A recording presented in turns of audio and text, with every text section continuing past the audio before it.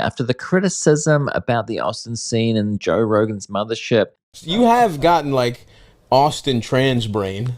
Up until now, it was merely a rumor that Austin's comedy scene was an anti-woke, homophobic wasteland that platformed some of the worst comedians alive. I don't know if it was just a rumor, promoted heavily by Joe to try and save one of his friends. If anything, it just points to Joe Rogan having close to zero influence on the comedy world anymore.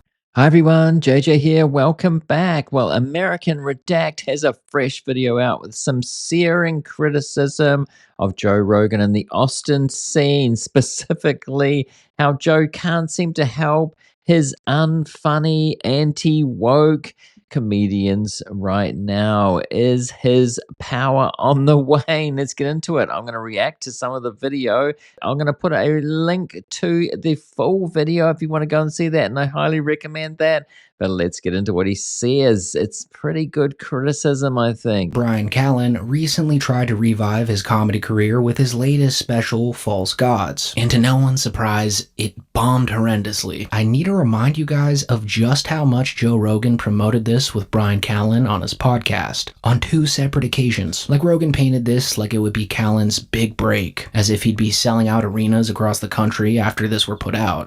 It was more so an Austin comedy mothership nuke. So terrible that it officially placed him on the Mount Rushmore of hacks, right next to his best friends Joe Rogan and Brendan Schaub. It hurts my feelings so bad, and it makes me mad. Okay, so that's what he said after it.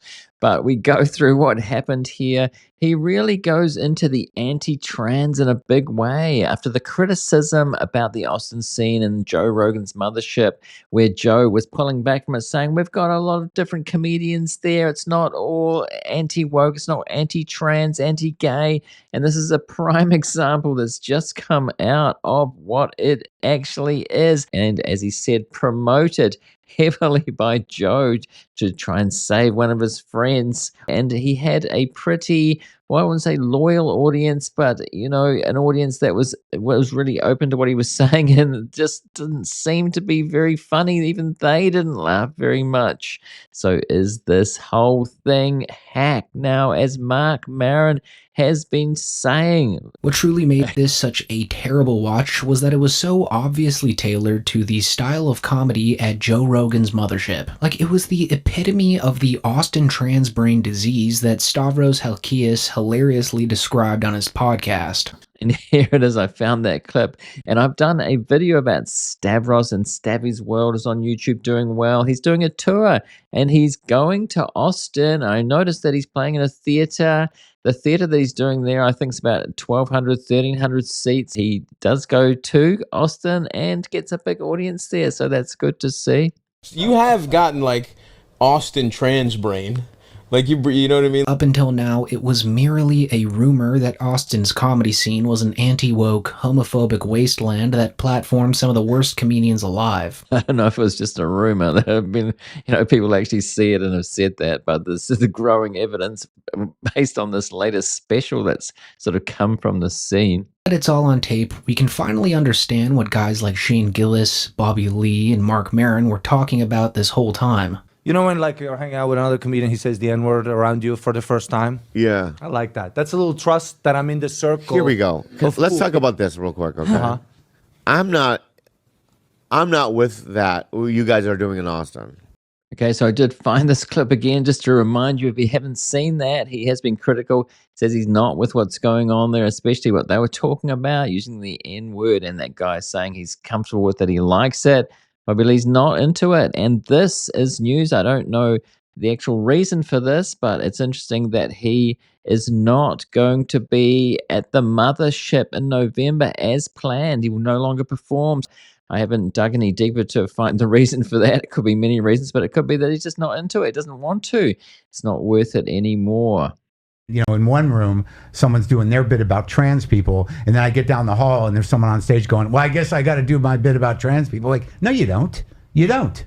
It's hack now. During the last 10 minutes of this special, Bryan Callen goes on this weird, long rant about trans people, admitting that he's scared of them and that he doesn't think they deserve to be labeled as minorities.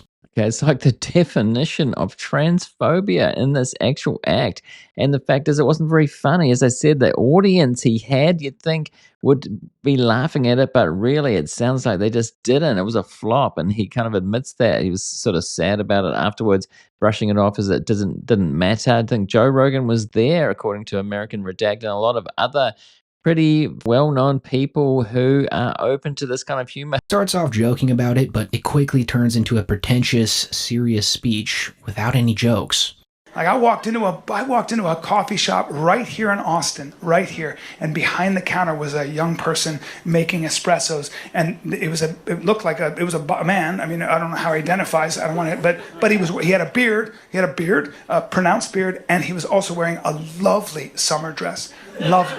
But it had straps, a floral pattern. It stopped above the knee.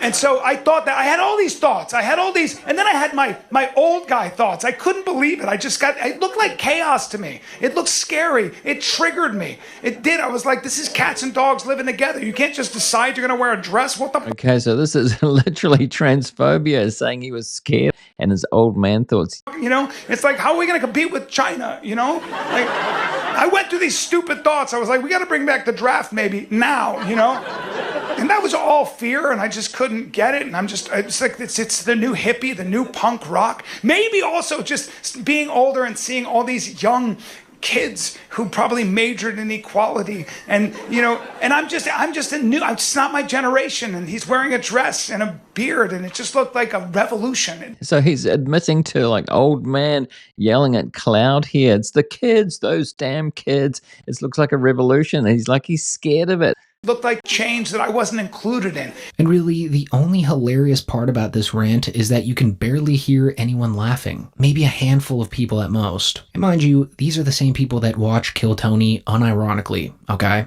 So not even the most conservative, Trump-loving crowd in the world find this funny. And then it makes a turn for the very worst, as he suggests that trans people don't deserve to be minorities. That's what you need, Count. You do. It's very important. Your special kicks it, and you start selling out giant theaters. Dude, let's go, baby. Let's get a little in your life. Oh, that is pathetic. That is so pathetic.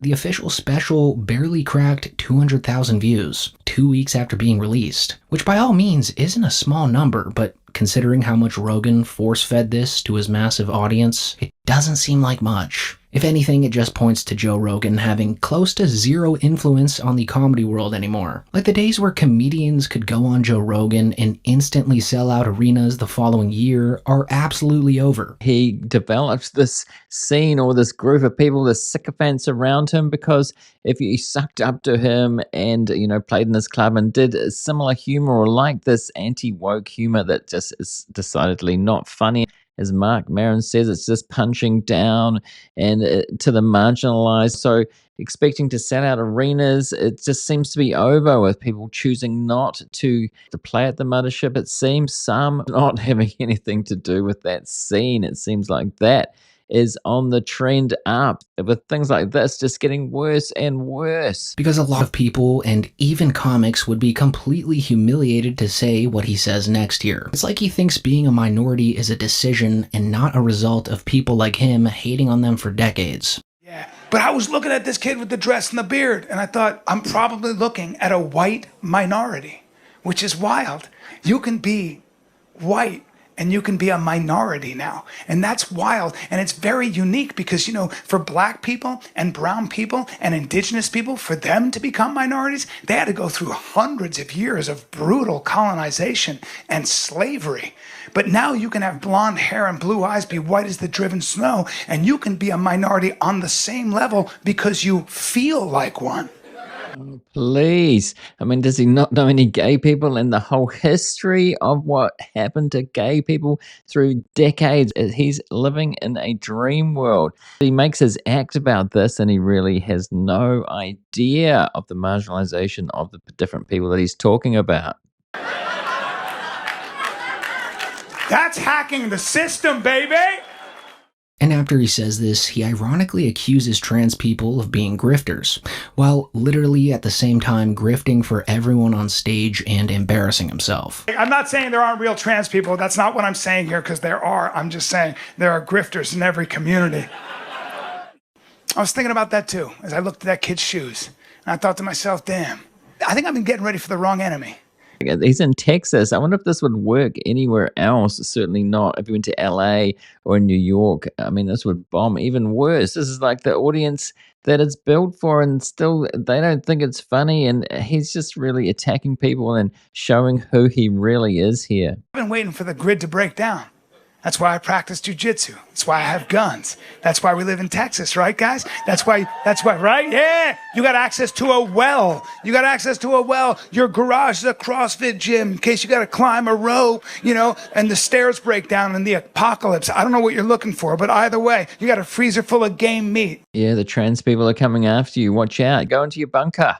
Rogan and his loyal army of butt sniffers refusing that the comedy mothership is an anti-woke hellhole. Joe Rogan's best friend just proved all of the critics to be exactly right. Like this user's post from Stavros Halkias' subreddit talking about their personal experience at the mothership, writing, "I went to Joe Rogan's comedy mothership this weekend, and it was the worst night of comedy I have ever experienced in my life. There were 7 performers, and every single one of them used the R word and F slur multiple times. It wasn't a one-off I'm edgy joke either. It was their entire act." This is exactly what people have been saying, criticizing, and there's somebody else doing it in a special, no less, which bombed. People just don't find this stuff funny anymore. Things have moved on. Maybe things are moving on from Joe Rogan's mothership. He's pulling back from it, but is it really changing yet? Because my feelings are hurt so bad. Like I put out this special and it doesn't matter, right? Like in a way it doesn't Nobody liked it. matter. Like, Specials aren't special anymore. They're not special. Nobody watches it. It's not going to make that's what you need to understand. Like, It doesn't matter. it hurts my feelings so bad, and it makes me mad. It's not a Brian fucking me Callen up. problem. It's not, is it? Oh man, he's coping hard with this. Like I had a set last night at the mothership. Like I said, my new shit is it's hidden like the old shit. And it reminded me that I have that skill that when I'm on. Yeah, you have a special skill set. I'm proud of it. Yeah. I'm really good. If you've seen my last couple of videos, you would have seen that I've been calling for voice messages, not just comments, or do feel free to leave a comment. Love the comments, but also if you go to the link in the pinned comments on YouTube or in the description on Spotify, you'll get a link to do this, which works on your phone, by the way. Leave me a message. Ask me a question, anything you want. And we've got this as the first one. I think it's pretty good. Let's listen to it and I will respond to it. Hi, John Johnston. Here's what I have to say. Democrats have belatedly realized what Republicans already knew, that they need to reach low-information voters and non-voters in political spaces. George Bernard Shaw once wrote, "If you want to tell people the truth, make them laugh. Otherwise, they'll kill you." To reinterpret that in internet terms, if you tell people the truth and they don't understand or agree with what you're saying, and they don't get any entertainment value from it, they'll ignore you and click away. So for that reason, I disagree with Stavros. Comedians are important, especially if they're funny, which I personally don't believe applies to Joe Rogan or Andrew Schulz. Charlie Chaplin made the equivalent of $20 million a year back in the 20s, and the great dictator, his 1940 criticism of Hitler's megalomania, has become historic. All right, I think that's a really great comment, and I do agree with it. She refers to Charlie Chaplin mocking Hitler, how important that was, and making the point that what comedians do and say can be powerful. And Stavros, who said, if you think that you're important as a comedian, that's when you start not being funny, but there are plenty of examples not like that, and I don't know if Stavros actually believes that. He said that in an interview, but people say a lot of things just off the cuff like that. And we see Joe with his gatekeeping role of comedy and really helping Trump get elected. He really did. These podcast bros really did help. They all went with MAGA, supported Trump. And so they do have this power. But I think what Stavros was saying, that if you get too far down that road, take it too seriously, and you're not funny. You have to be funny, as we've just seen this guy making these anti-woke jokes. And it's just not funny, even if people agree with it. It's about laughing, right? If you don't make people laugh, it's not funny. So thanks for that comment. You don't have to put your real name in these things. You can use an alias. You don't have to put your email address or anything like that. So do leave a comment. That would be great to see. And right now I'm going to put a related video below me. Do go and see that now if you want to. And also a subscribe link on screen. Do subscribe if you want to get more of these kinds of videos from me in the very near future. Thanks for watching this one, and I'll see you in the next one.